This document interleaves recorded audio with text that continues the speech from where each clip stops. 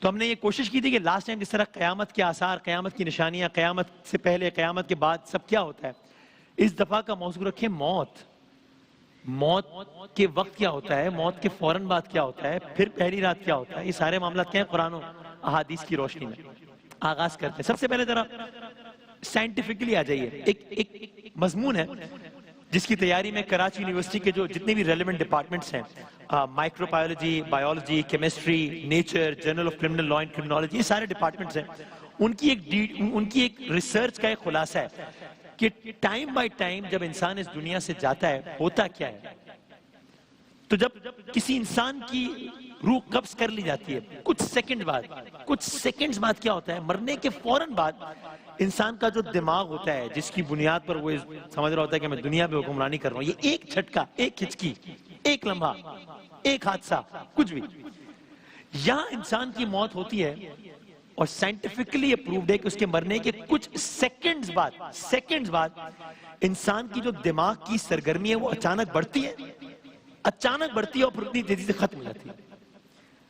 یعنی کہ مرنے کے ساتھ ہی انسان کا جو باڈی کا جو ٹیمپریچر ہے وہ 0.89 ڈگری سینٹی گریڈ کے ساتھ کم ہوتا جاتا ہے، یہاں تک کہ ارد گرد کے ٹیمپریچر کے برابر ہو جاتا ہے. تو اس کو آسان اگر ہم کر لیں تو کچھ سیکنڈز بعد فوراً کیا ہوتا ہے، دماغ کی سرگرمی اچانک بڑھتی ہے اور پھر اس سے بھی زیادہ تیزی سے ختم ہو جاتی ہے. پھر کچھ گھنٹے گزرتے ہیں. کچھ گھنٹوں بعد انسان کے جسم کے ساتھ کیا ہوتا ہے، انسان کے جسم میں کچھ ہی گھنٹوں بعد پٹھوں میں چونکہ کیلشیم جمع ہونے لگتا ہے پٹھوں میں، اس کی وجہ سے لاش اکڑ کے سخت ہونا شروع ہو جاتی ہے. جو کہتے ہیں نا لاش سخت ہو جاتی ہے، اس کا سائنٹیفک ریزن کہ پٹھوں میں کیلشیم جمع ہونا چاہیے. اور رگوں میں پٹھوں کے ساتھ یہ معاملہ ہوتا ہے. رگوں کا کیا معاملہ ہوتا ہے، رگوں میں چونکہ خون کا بہاؤ رک جاتا ہے، بلڈ سرکولیشن رک جاتی ہے، تو خون کا بہاؤ رک جانے کی وجہ سے سرخ اور سفید رنگت والی جلد پہلے پیلی پڑ جاتی ہے اور پھر اس کے بعد جگہ جگہ سرخ دھبے پڑنا شروع ہو جاتے ہیں. کچھ سیکنڈز کے بعد یہ، کچھ گھنٹوں کے بعد یہ، پھر کچھ دن گزرتے ہیں. کچھ دنوں بعد کیا ہوتا ہے، مرنے کے 1 سے 2 دن بعد یا کچھ دنوں بعد ہی مردے کے جسم سے شدید ناگوار بو اٹھنا شروع ہو جاتی ہے. اور ایسا کیوں ہوتا ہے، کیونکہ اس دوران جو جسم ہوتا ہے جو کہ گل رہا ہوتا ہے، جو کہ سڑ رہا ہوتا ہے، اس جسم سے بدبو پیدا کرنے والے مرکبات کی بڑی مقدار خارج ہو رہی ہوتی ہے. اس کی وجہ سے جسم سے شدید ناگوار بو اٹھنا شروع ہو جاتی ہے. 1-2 ہفتے بعد کیا ہوتا ہے، مردے کے بال بھی 1-2 ہفتے بعد جھڑنا شروع ہو جاتے ہیں. مرنے کے تقریباً 3 ہفتے کے بعد، ہم نے سیکنڈ سے شروع کیا، اب 3 ہفتے تک ہے، 3 ہفتے بعد مردے کی رنگت جامنی پڑ جاتی ہے. اور تقریباً 3 سے 4 ماہ بعد کیا ہوتا ہے، گلنے سڑنے کے بعد مکمل طور پر انسان کی جو سافٹ ٹیشوز ہیں وہ ختم ہو جاتے ہیں. پھر باقی کیا رہ جاتا ہے، ہڈیوں پر مشتمل ایک ڈھانچہ. یہ ہے انسان کی اوقات، یہ ہے انسان کا معاملہ. کیا آپ نے دیکھا، سیکنڈ بعد، گھنٹوں بعد، ہفتوں بعد، ہفتے بعد اور مہینوں بعد. یعنی آج ایک انسان بادشاہ ہے، ابھی موت آئی سیکنڈ کے بعد یہ ہے. آج ایک انسان وزیر، ابھی موت آئی ہفتے بعد یہ ہے. آج فلاں عہدے پر ہے، موت آئی مہینے بعد یہ ہے. آج دنیا کا طاقتور ترین آدمی ہے، موت آئی 20 دن بعد یہ ہے. یہ ہے انسان کی اوقات. اب یہ تو وہ معاملات ہیں جس کے بارے میں قرآن مجید کہتا ہے. سورہ رحمان کس نے نہیں پڑھی، سورہ رحمان کی ایک آیت کا ترجمہ ہے، ہر شے کو فنا ہے، ہر شے کو فنا ہے.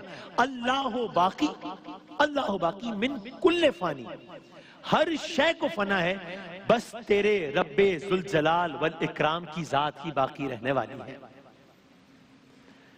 تو اب یہ تو موت کی وہ کیفیت ہے، اس سے سب نے گزرنا ہے، اور جس کو ہم دیکھ سکتے ہیں. یعنی سائنس نے جس کا اندازہ لگا کے کیس سٹڈیز کر کے ریسرچ کر کے بتا دیا، ایک فارم میں بتا دیا، ایک پیراگراف کی صورت میں بتا دیا کہ بھئی اتنی دیر بعد یہ ہوگا، اتنی دیر بعد یہ ہوگا. یہ سب ہم دیکھ سکتے ہیں.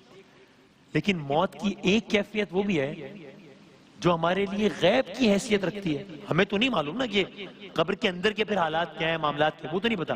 یہ تو سائنٹیفکلی کچھ پروف فیکٹس بتا دیے ہم نے صرف. تو بعد میں کیا ہوگا، یہ احادیث کی روشنی میں سنیے.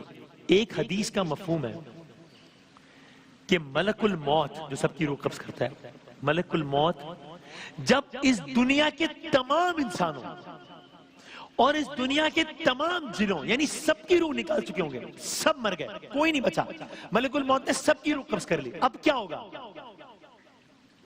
اب فرشتوں کی باری آئی ہے. اب ملک الموت اللہ تعالیٰ کے حکم سے فرشتوں کی روح نکالیں گے، یہاں تک کہ انہیں بھی موت آنا شروع ہوگی، یہاں تک کہ جبرائیل، یہاں تک کہ میکائیل، یہاں تک کہ اسرافیل، ان کو بھی موت کا سامنا کرنا ہوگا. پھر اس کے بعد کیا ہوگا؟ پھر اس کے بعد اللہ باقی ہے، اللہ کے سوا صرف ملک الموت باقی ہوں گے.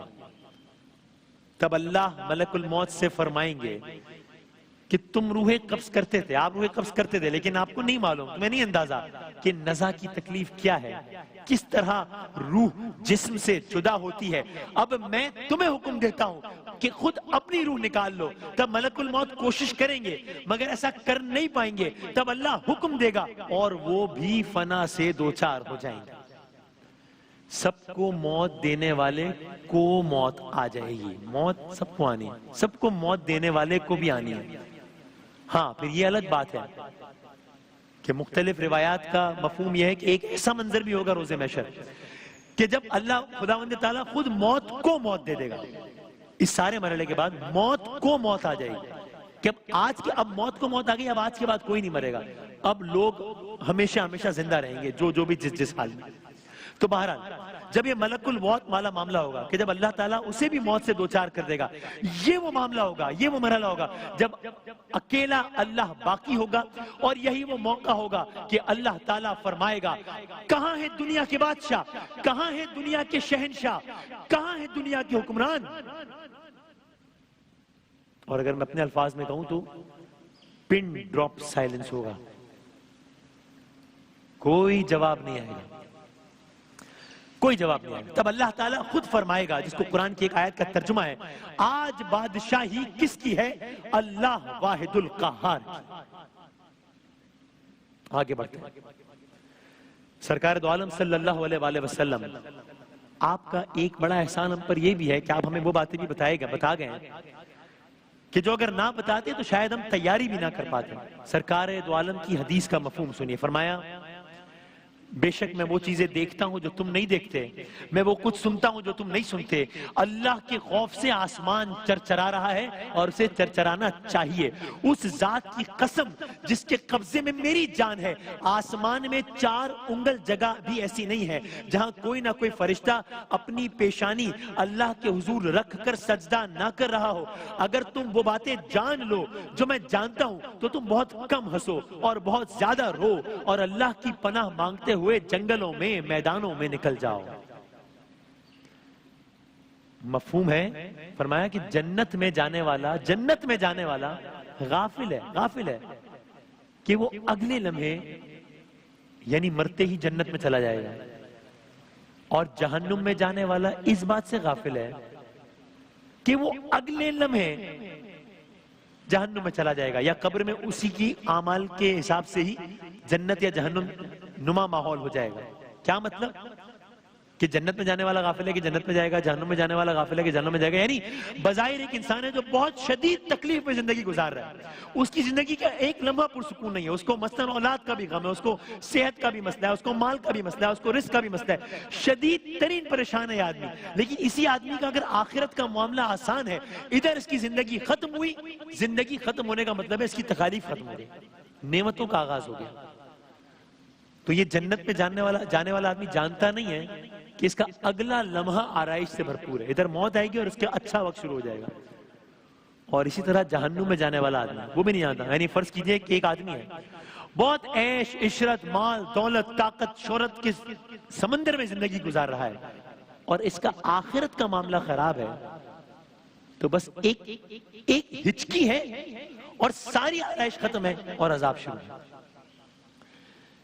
ایک اور حدیث کا مفہوم ہے. سرکار نے فرمایا صلی اللہ علیہ وآلہ وسلم، وہ آدمی جس نے پیدائش سے لے کر، سنیے گا، پیدائش سے لے کر مرنے تک، فرض کیجئے کوئی ایسا آدمی جس نے پیدائش سے لے کر مرنے تک کبھی کوئی بھی تکلیف نہ اٹھائی ہو، تو مرنے کے بعد جب اسے جہنم میں صرف ایک غوطہ دیا جائے گا نا، یا میں اپنے الفاظ میں کہوں صرف ایک نظارہ کرایا جائے گا، صرف ایک چکر لگوایا جائے گا، اور پھر اس کو کھڑا کیا جائے گا اور پھر اس سے اس کا حال پوچھا جائے گا، تو وہ کہے گا بار الہ مجھے لگتا ہے میں نے تو کبھی دنیا میں کوئی آسانی یا خوشی دیکھی ہی نہیں ہے.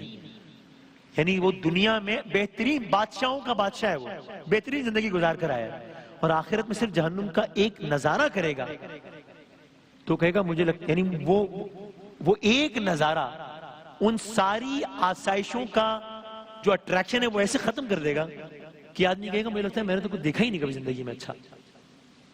یعنی اس سے وہ سب اتنا تکلیف دہ لگے گا. اور دوسری طرف اگر کوئی آدمی ہے جو پیدا ہونے سے لے کر مرنے تک ہمیشہ بیماری میں رہا ہے، تکالیف میں رہا ہے، معذوری میں رہا ہے، غربت میں رہا ہے، پریشانی میں رہا ہے، یعنی گویا اس نے کبھی کوئی بھی اچھا کام دیکھا ہے اسے لگے گا گویا میں نے کبھی بھی کوئی وقت پریشانی میں گزارا ہی نہیں.